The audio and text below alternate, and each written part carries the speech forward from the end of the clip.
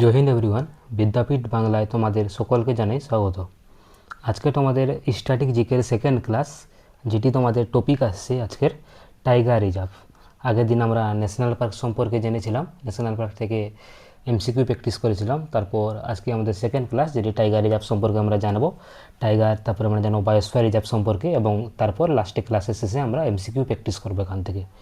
তো শুরু করি। আমরা টাইগার রিজার্ভ জানবো যে এখান থেকে কী কী এক্সাম কভার হবে তোমাদের আমি বলে দিচ্ছি। এখান থেকে এসএসসির যে কোনো এক্সাম তোমরা দিতে পারো।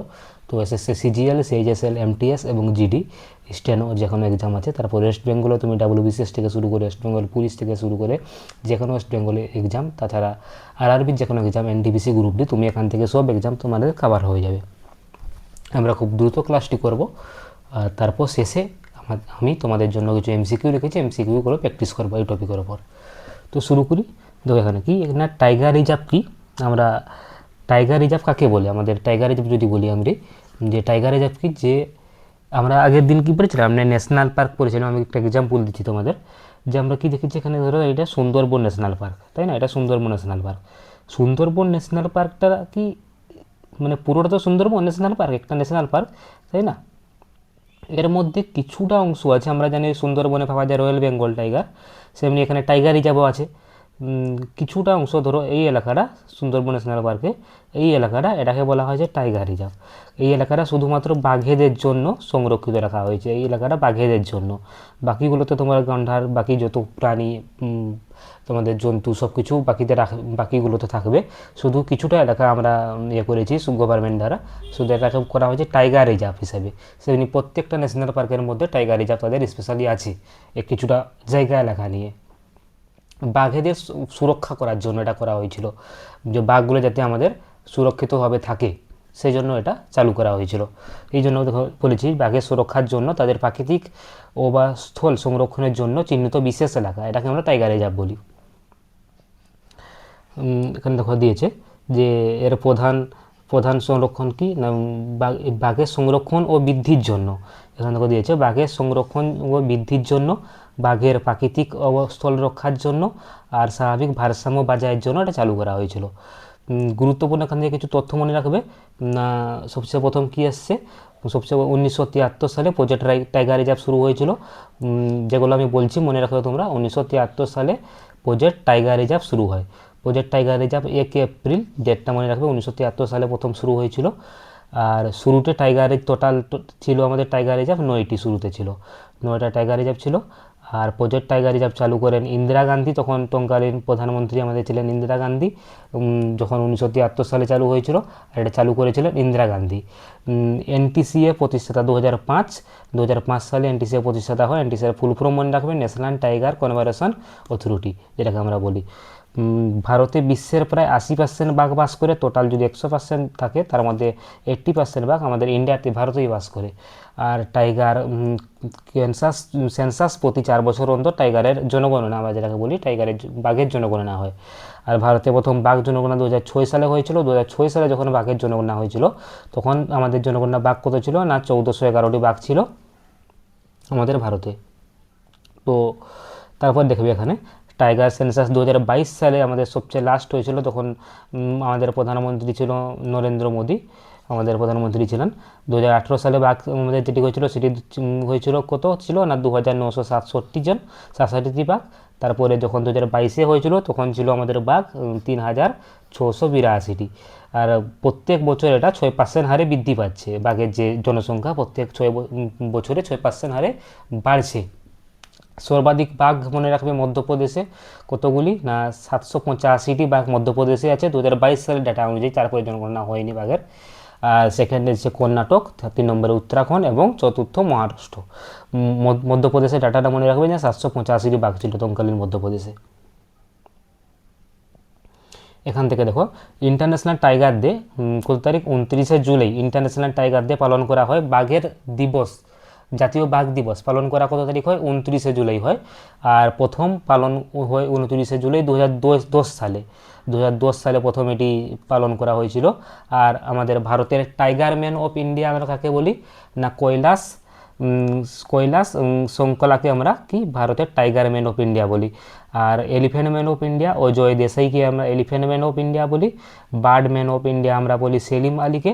আর ওয়াটার ম্যান অফ ইন্ডিয়া এখানে রাজেন্দ্র সিংকে বলি। Fog man of India Satyam Das Biju, এবং ফরেস্ট ম্যান অফ ইন্ডিয়া যাদব পাঙ্গা, এবং snake man of India Romulus উইথলঙ্কারকে আমরা বলি।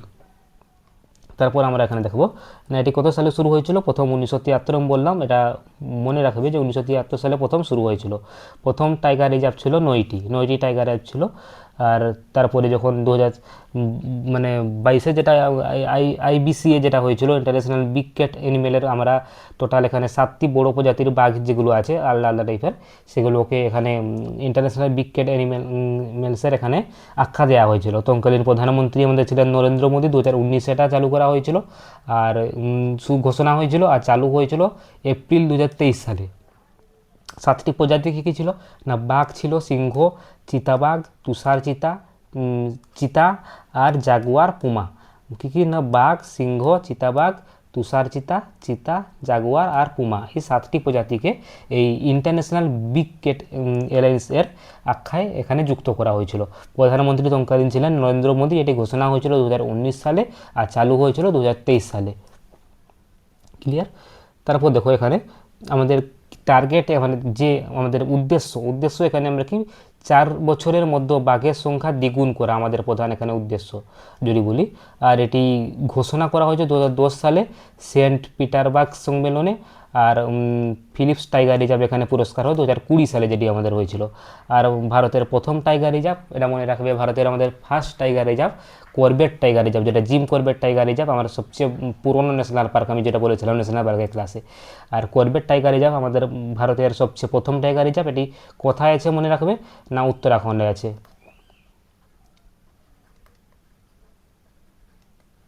উত্তরাখণ্ডে আছে জিম করবেট টাইগার রিজার্ভ যেটি। আর 58তম আমাদের সবচেয়ে লাস্ট যে টাইগার রিজার্ভ সেটি আছে মাধব টাইগার রিজার্ভ, মধ্যপ্রদেশে আছে। মনে রাখবে যে মাধব টাইগার রিজার্ভ কোথায় আছে না, মধ্যপ্রদেশে আছে।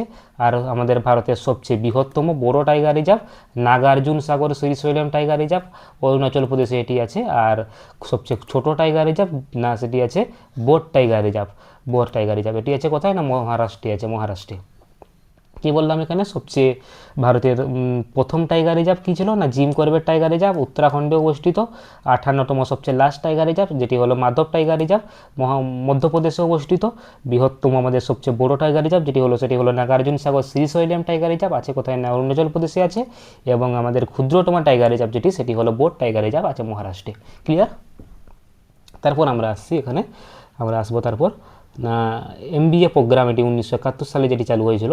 MBA প্রোগ্রাম আমাদের কি, এটা বায়োস্ফিয়ার রিজার্ভ আমরা এখন জানবো। টাইগার রিজার্ভ আমাদের ক্লিয়ার হয়ে গেছে, এখন আমরা জানবো বায়োস্ফিয়ার রিজার্ভ সম্পর্কে। দেখো বায়োস্ফিয়ার রিজার্ভ কি, প্রাকৃতিকভাবে পরিবেশ সংরক্ষণের পাশাপাশি ও টেকসই অর্থসামাজিক উন্নয়নের ভারসাম্য বজায় রাখার জন্য, মানে আমাদের যে পরিবেশ সংরক্ষণ তো আমরা করছি, তার পাশাপাশি আমাদের টেকসই কিছু সামাজিক উন্নয়ন, কিছু পরিবেশ গাছপালা বা পরিবেশকে আমাদের সুরক্ষা করার জন্য এখানে ইউনেস্কো ম্যান অ্যান্ড বায়োস্ফিয়ার, যেটা MAB, যেটার শর্ট নাম, এর অধীনে নির্ণীত করা হয়েছিল। আমরা এখানে দেখব যে আমাদের বায়োস্ফিয়ার রিজার্ভে আমাদের 3টি ভাগে ভাগ করা হয়েছে, একটি কোর জোন, আর একটি বাফার জোন, আর একটি ট্রান্সমিশন জোন, যেটি সম্পূর্ণ সংরক্ষিত এলাকা, আইনগতভাবে সুরক্ষিত যেটি করা হয়েছে। এবং শিক্ষা, গৃহব্যবস্থা ও সীমিত পরিবেশবদ্ধভাবে পর্যয়নের জন্য ব্যবহৃত। আমাদের এখানে বায়োস্ফিয়ার জানবো আমরা যে ভারতের বায়োস্ফিয়ার রিজার্ভ টোটাল কয়টি আছে না, টোটাল ভারতে বায়োস্ফিয়ার রিজার্ভ আছে 18টি। ভারতের প্রথম বায়োস্ফিয়ার রিজার্ভ মনে রাখবে না, নীলগিরি বায়োস্ফিয়ার রিজার্ভ, ভারতের প্রথম বায়োস্ফিয়ার রিজার্ভ। এটি প্রতিষ্ঠা হয়েছিল 1986 সালে। আর ভারতের সবচেয়ে বড় বায়োস্ফিয়ার রিজার্ভ কি, ভারতের সবচেয়ে বৃহত্তম বায়োস্ফিয়ার রিজার্ভ না গ্রেট রান অফ কচ্ছ, যেটি কোথায় আছে না, গুজরাটে আছে, মনে রাখবে গুজরাটে আছে। আর এর আয়তন মনে রাখবে না 12,454 বর্গ কিমি। আর ভারতের ক্ষুদ্রতম বায়োস্ফিয়ার রিজার্ভ যেটি হলো ডিব্রু সাখাইয়া বায়োস্ফিয়ার রিজার্ভ, এর আয়তন 765 বর্গ কিমি এলাকা জুড়ে এর আয়তন। সবচেয়ে বড় গ্রেট রান অফ কচ্ছ যেটি গুজরাটে আছে, এবং ক্ষুদ্রতম biosphere reserve Dibru Saikhowa biosphere reserve. আর প্রায় সামুদ্রিক, প্রথম সামুদ্রিক বায়োস্ফিয়ার রিজার্ভ যেটি বলে সেটি হবে গল্ফ অফ মান্নার, যেটি আছে আমাদের তামিলনাড়ুতে। আর এটি কি না, প্রথম সামুদ্রিক যে বায়োস্ফিয়ার রিজার্ভ। এগুলো দেখে নেবে ইম্পর্টেন্ট যেগুলো। নীলগিরি বায়োস্ফিয়ার রিজার্ভ আমাদের আছে, নন্দা দেবী, গল্ফ অফ মান্নার, সুন্দরবন আমাদের পশ্চিমবঙ্গে যেটি, গ্রেট রন অফ কচ্ছ যেটি গুজরাট, এবং ডিব্রু সাখাইয়া বায়োস্ফিয়ার রিজার্ভ যদি বলি এখানে। তারপর আমরা জানবো এখানে না, তারপর আমাদের টপিক আছে যে এখানে জানবো আমরা 18টি আমাদের যে বায়োস্ফিয়ার রিজার্ভ আমি বললাম, ভারতের টোটাল 18টি বায়োস্ফিয়ার রিজার্ভ কী কী। নীলগিরি বায়োস্ফিয়ার রিজার্ভ আমাদের সবচেয়ে প্রথম, নীলগিরি 1986 সালে এটি বায়োস্ফিয়ার রিজার্ভে রক্ষা পেয়েছিল। এটি হচ্ছে তামিলনাড়ু, কেরালা ও কর্ণাটকের কিছু অঞ্চলে আমরা নীলগিরি বায়োস্ফিয়ার রিজার্ভকে আমরা দেখেছি। তারপর নন্দা দেবী, নন্দা দেবী আছে কোথায়, উত্তরাখণ্ডে আছে। গল্ফ অফ মান্নার, যেটি মান্নার কি খাড়ি আমরা যেটাকে বলি, এটি আছে তামিলনাড়ুতে। এবং নোকরেক, নোকরেক মেঘালয় মনে রাখবে, নোকরেক क्योंकि मैं घायल हो गया, এটা কোথায় আছে না, মেঘালয়ে আছে নোকরেক। সুন্দরবন আমাদের পশ্চিমবঙ্গ মনে রাখবে কি, বাংলা কি হয় না, সুন্দর হয়, সুন্দরবন পশ্চিমবঙ্গে আছে। আর তারপরে মানস যেটি আমাদের আসামে আছে, এবং সিমলিপাল উড়িষ্যায় আছে, তোমাদের সিমলিপাল বায়োস্ফিয়ার রিজার্ভ উড়িষ্যা। আর দিহাং যেটি বায়োস্ফিয়ার রিজার্ভ সেটি আছে অরুণাচল প্রদেশে আছে। তারপরে পঞ্চমণি, মণি কোথায় আছে না, মধ্যে আছে, মনে রাখবে মণি মধ্যে, ভারতের মধ্যে। পঞ্চমণি বায়োস্ফিয়ার রিজার্ভ মধ্যপ্রদেশ। তারপর আছে গিয়ে আমাদের আচানমাকার, এটি আছে মধ্যপ্রদেশ এবং ছত্তিশগড় এলাকা জুড়ে রয়েছে। গ্রেট রান অফ কচ্ছ যেটি আছে গুজরাট, যেটা আমরা গুজরাটের বলি। তারপর কোল্ড ডেজার্ট যেটি আমাদের আছে হিমাচল প্রদেশে। আর আমাদের মনে রাখবে যে শুকনো ডেজার্ট সেটি কোথায় ছিল, সেটা ছিল আমাদের রাজস্থানে। এটা কোল্ড ডেজার্ট মনে রাখবে, ডেজার্ট শুধু একটা ছিল রাজস্থান, আর যেটা কোল্ড ডেজার্ট যদি দেয় এটা হিমাচল প্রদেশে আছে। 2009 সালে এটি তোমাদের বায়োস্ফিয়ার রিজার্ভের তালিকায় অন্তর্ভুক্ত করা হয়েছে। এবং তারপরে আমাদের কাঞ্চনজঙ্ঘা যেটি আছে সেটি হলো সিকিমে, আমাদের সবচেয়ে বলতে পারো কাঞ্চনজঙ্ঘা ন্যাশনাল পার্ক সিকিমে একমাত্র কি এটি মিশ্র জাতীয় উদ্যান, কাঞ্চনজঙ্ঘাকে যেটা বলা হয়েছে মিশ্র জাতীয় উদ্যান। তারপর আসছে গিয়ে এখানে আন্নামালাই যেটি হচ্ছে কেরালা তামিলনাড়ু, এবং গ্রেট নিকোবর দ্বীপ আন্দামান নিকোবর দ্বীপপুঞ্জ। তারপরে ডিব্রু সাখাইয়া আছে আসামে। তারপর কি না, সিয়াচলম হিলস অন্ধ্রপ্রদেশে, এবং পান্না যেটি আছে মধ্যপ্রদেশে। 18টি বায়োস্ফিয়ার রিজার্ভ তোমাদের মনে করিয়ে দিলাম আমি। এগুলো মনে রাখার ট্রিক আছে, তোমরা দেখে নিতে পারো। তারপর এখানে কিছু ওয়ান শট আমি দিচ্ছি। প্রথম বায়োস্ফিয়ার রিজার্ভ কী ছিল না, নীলগিরি ছিল, 1986 সালে সেটি হয়েছিল। বৃহত্তম বায়োস্ফিয়ার রিজার্ভের নাম মনে রাখবে গ্রেট রান অফ কচ্ছ যেটি আছে গুজরাটে।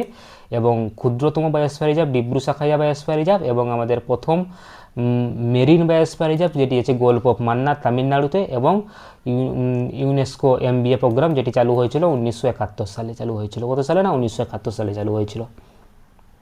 এখন বায়োস্ফিয়ার হটস্পট আমাদের টপিক আছে, বায়োস্ফিয়ার হটস্পট সম্পর্কে আমরা এখন জানবো। বায়োস্ফিয়ার হটস্পট কি না, যে সমস্ত অঞ্চলে প্রচুর সংখ্যক স্থানীয় উদ্ভিদ বা প্রাণী প্রজাতি রয়েছে, মানে যে অঞ্চলগুলোতে প্রচুর সংখ্যক উদ্ভিদ রয়েছে, প্রচুর গাছপালা রয়েছে, প্রচুর প্রজাতির প্রাণী রয়েছে, তাদের আমরা কি বায়োস্ফিয়ার হটস্পটের তালিকায় আমরা তাদেরকে অন্তর্ভুক্ত করেছি। আমাদের প্রথম বায়োস্ফিয়ার হটস্পট যদি বলি, হিমালয়ান রেঞ্জ যেটি আছে সেটি ভারতীয় হিমালয় অঞ্চলে আছে, নেপাল, ভুটান ও উত্তর পূর্ব ভারতের অংশ অন্তর্ভুক্ত যেটি। আর ওয়েস্টার্ন ঘাট যেটি আছে শ্রীলঙ্কায় আছে, এটি মহারাষ্ট্র, কর্ণাটক, কেরালা, তামিলনাড়ু, পশ্চিমঘাট অঞ্চল। আর সাইলেন্ট ভ্যালি যেটি আছে তোমাদের পেরিয়ার অন্তর্ভুক্ত। এবং ইন্দো বর্মা বর্ডার যেটি আমাদের মায়ানমারে যেটি আছে, উত্তর পূর্ব ভারতের অধিকাংশ অঞ্চল এখানে, পূর্ববর্তী দেশ কিছু অঞ্চল অন্তর্ভুক্ত। তারপরে যদি বলি এখানে সান্ডল্যান্ড যেটি ভারতের আন্দামান নিকোবর আইল্যান্ড এবং দক্ষিণ পূর্ব এশিয়ার বৃহত্তম দ্বীপ এটি। এখন কমপ্লিট আমাদের হয়েছে। এখন আমরা জানবো কি না, ইম্পর্টেন্ট ফ্যাক্ট এখান থেকে যদি দিচ্ছি আমি, মনে রাখবে না বায়োস্ফিয়ার হটস্পটের ধারণা প্রবর্তক কে করেন না, নরমান মায়ার্স প্রথম এটি বলেছিলেন। ভারতের বায়োস্ফিয়ার হটস্পট কয়টি না, 8টি আছে মনে রাখবে। আর western Ghat biosphere hotspot, Sundarban biosphere hotspot, Panna biosphere hotspot, এগুলো ইম্পর্টেন্ট আছে, এগুলো কিছু মনে রাখবে। এবার কমপ্লিট হয়েছে আজকের টপিক। আমি এবারে কিছু এখানে কুইক রিভিশন তোমাদের করবো, আজকে যা করালাম এরপর কুইক রিভিশন করার পর এরপর তোমাদের MCQ কুইজ আছে, MCQগুলো তোমাদের প্র্যাকটিস করাবো। তোমরা দেখবে যে কতগুলো MCQ তোমরা এই টপিক থেকে পাচ্ছ করতে। তো চলি আজকের আমাদের কুইক রিভিশন। এখন কি, প্রজেক্ট টাইগার রিজার্ভ কত সালে চালু হয়েছিল, 1971 সালে চালু হয়েছিল project tiger reserve. Project tiger এর শুরু হয়েছিল এপ্রিল 1973 সালে, আর শুরু হয়েছিল 1973 যেটি আছে প্রথম টাইগার রিজার্ভ আমাদের জিম করবেট টাইগার রিজার্ভ, প্রথম টাইগার রিজার্ভের রাজ্য উত্তরাখণ্ড। আর ভারতের বৃহত্তম tiger reserve Nagarjuna Sagar Srisailam tiger reserve. 58তম tiger reserve Madhav tiger reserve. প্রথম টাইগার সেন্সাস যেটি জনগণনা হয়েছে টাইগারের যেটা হয়েছিল সেটি 2006 সালে হয়েছিল। প্রথম টাইগার সেন্সাসে বাঘ ছিল 1411টি। টাইগার সেন্সাস প্রতি 4 বছর অন্তর হয়। ইন্টারন্যাশনাল টাইগার ডে 29শে জুলাই পালন করা হয়। টাইগার ম্যান অফ ইন্ডিয়া বলা হয় কৈলাস সাংকলাকে, এবং এলিফ্যান্ট ম্যান অফ ইন্ডিয়া বলা হয় অজয় দেশাইকে। বার্ড ম্যান অফ ইন্ডিয়া বলা হয় Salim Ali. Water man of India বলা হয় রাজেন্দ্র সিংকে। ফগ ম্যান অফ ইন্ডিয়া বলা হয় কাকে না শৈলেম দাস বিজুকে, এবং ফরেস্ট ম্যান অফ ইন্ডিয়া বলা হয় যাদব পায়াংকে। এরপরে স্নেক ম্যান অফ ইন্ডিয়া বলা হয় রামানুজ উইটলঙ্কারকে। এনটিসিএ 2005 সালে প্রতিষ্ঠা হয়েছিল। এনটিসির পুরোপুরি মনে রাখবেন ন্যাশনাল টাইগার কনজারভেশন অথরিটি এর T2 যে ওয়ার্ড প্রথম বিজয়ী হয়েছিলেন সেটি পাবিনাথ টাইগার রিজার্ভ হয়েছিল, এবং কানহা টাইগার রিজার্ভ যেটি আছে সেটি মনে রাখবে মধ্যপ্রদেশে আছে। আর কালী টাইগার রিজার্ভ কোথায় আছে? কর্ণাটকে আছে। আর পালুম্মা টাইগার রিজার্ভ এটি আছে ঝাড়খণ্ডে। আর বান্ধবগড় প্রথম হট এয়ার যেটি আমাদের বলতে পারি হটস্পট রিজার্ভে যেটি ওয়েটল্যান্ড সফর হয়েছিল 2020 সালে। আর নাগার্জুন সাগর শ্রীশৈলম টাইগার রিজার্ভ যেটি আছে এটিও একটি হটবিট এর বৃহত্তম এলাকা, এটা উদাহরণ মনে রাখবে। আর কানহা এর মোস্ট যদি বায়োস্ফিয়ার ভারতের প্রথম বায়োস্ফিয়ার রিজার্ভ যেটি আছে সেটি নীলগিরি। আর বায়োস্ফিয়ার রিজার্ভের জোন টোটাল 3টি আছে। বায়োস্ফিয়ার রিজার্ভের প্রোগ্রাম এটি ইউনেস্কো এমবিএর দ্বারা অন্তর্ভুক্ত করা হয়। এমবিএ প্রোগ্রাম চালু হয়েছিল 1971 সালে। আর এখানে কিছু দেখে নেবে তোমরা যে এখানে কি হয়েছিল। শুরু হয়েছিল 1973 একইগুলো। আর প্রথম টাইগার রিজার্ভ করবেট উত্তরাখণ্ড। মোট টাইগার রিজার্ভ 58টি। সর্বাধিক বাঘ মধ্যপ্রদেশে আছে 785টি। টাইগার সেন্সাস 4 বছর অন্তর। ইন্টারন্যাশনাল টাইগার ডে 29শে জুলাই। আর একইগুলো আছে, তোমরা দেখে নেবে। এখন আমি তোমাদের কিছু এখান থেকে এমসিকিউ প্র্যাকটিস করাবো। তো কুইক রিভিশন এখানে তোমরা দেখে নেবে। আমি নোটটা তোমাদের দিয়ে দেবো হোয়াটসঅ্যাপ বা টেলিগ্রাম গ্রুপে যখন একটা জায়গায়, তো এখান থেকে তোমরা করে নেবে। এখন আমি তোমাদের এখান থেকে এমসিকিউ করাবো। এমসিকিউ তোমরা দেখবে, কোশ্চেন করার চেষ্টা করবে কতগুলো তোমরা এখান থেকে পাচ্ছ টোটাল এমসিকিউ অ্যান্সার করতে। আমাদের ফার্স্ট কোশ্চেন কি আছে দেখো এখানে না, কি আছে এখানে, ভারতের প্রজেক্ট টাইগার কোন সালে চালু করা হয়েছিল? প্রথম কোন সালে চালু করা হয়েছিল? এখানে সঠিক অ্যান্সার কী হবে বলবে 1985 নাকি 1973 নাকি 72 নাকি 70। আমরা দেখেছিলাম কত সালে চালু করেছিল, 1973 সালে চালু করেছিল, তাই না? ভারতের প্রথম প্রজেক্ট টাইগার রিজার্ভ 1973 সালে চালু করেছিল। ভারতের প্রথম বায়োস্ফিয়ার রিজার্ভ কোনটি? বা আমাদের কী ছিল ভারতের প্রথম বায়োস্ফিয়ার রিজার্ভ? কী হবে না নীলগিরি। ভারতের প্রথম biosphere reserve Nilgiri biosphere reserve. আমাদের 3 নম্বর কোশ্চেন, বান্ধবগড় টাইগার রিজার্ভ কোন রাজ্যে অবস্থিত? বান্ধবগড় আমরা দেখেছিলাম কি রাজস্থানে অবস্থিত নাকি মধ্যপ্রদেশে নাকি অন্ধ্রপ্রদেশ নাকি উত্তরাখণ্ড। এখানে সঠিক অ্যান্সার তোমাদের হবে দেখেছো আমরা মধ্য।